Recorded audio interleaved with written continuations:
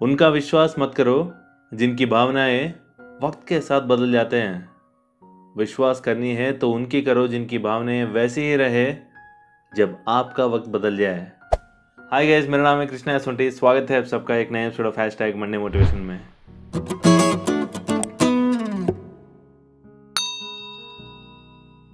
तो दोस्तों, आज की कहानी राजू नाम की एक लड़के की है जो सुबह काम पे जाकर शाम को वापस लौटता था। जब भी उसका फ्री टाइम मिलता था अपने कुत्ते के साथ खेलता रहता था।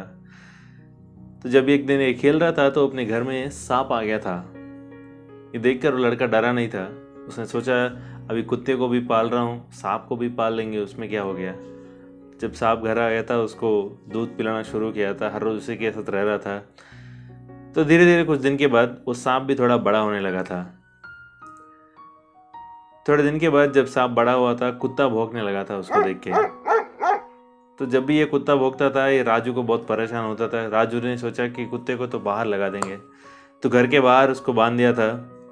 सांप को तो बहुत प्यार कर रहा था, हर रोज सुबह शाम दूध दे रहा था, सांप भी पी रहा था अच्छे से प्यार से।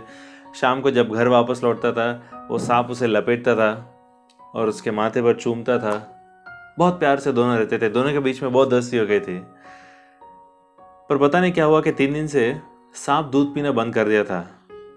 तो ये देखकर बहुत परेशान हो गया था राजू। राजू ने सोचा कि अरे क्या हो गया, अभी इसको तो डॉक्टर को दिखाना पड़ेगा। तो उसने जो डॉक्टर को बुलाया था घर में, डॉक्टर आया, देखा तो डॉक्टर ने कहा कि नहीं, तुम्हारा सांप ठीक है, परफेक्ट है, तो तुम्हें डरने की कोई बात नहीं है। तब भी राजू को उतना विश्वास नहीं हुआ था डॉक्टर के ऊपर, क्योंकि डॉक्टर के कहने के बाद भी वो दूध नहीं पी रहा था।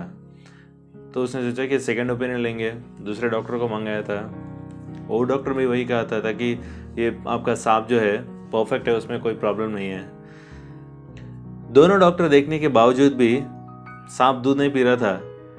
तो उसने सोचा कि कोई ना कोई बाबा को दिखाएंगे। तो फकीर बाबा को बुलाया था अपने घर में। फकीर बाबा आए थे तो कुत्ता भौंक रहा था बाहर हर रोज की तरह, और सांप अंदर था।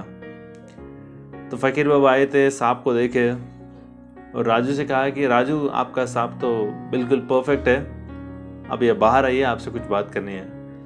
बाहर आने के बाद फकीर बाबा ने राजू से पूछा कि राजू, तुमने ये कुत्ते को बाहर क्यों बांधा। तो राजू ने कहा कि बाबा ये बहुत भौंकता है, इसलिए मैं इसको बाहर बांध दिया हूं मैंने। तो फकीर बाबा ने कहा अच्छा ठीक है, तो मैं एक बात कहना चाहता हूं तुमसे, आज रात तुम्हारी मौत होने वाली है उस सांप से। तो सुनते ही चौंक गया था राजू। फकीर बाबा, आप ये क्या कह रहे हैं?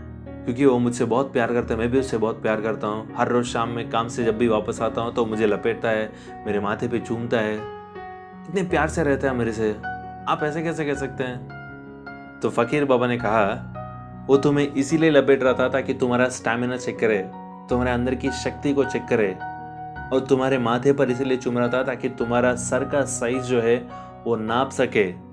3 दिन से वो इसलिए खाना नहीं कर रहा था ताकि उसका भूख बढ़ जाए और वो तुम्हें खा सके। ये कहने के बावजूद भी राजू को विश्वास नहीं हो रहा था। तो राजू ने फकीर बाबा को घर से भेज दिया। तब भी वो कुत्ता भौंक रहा था।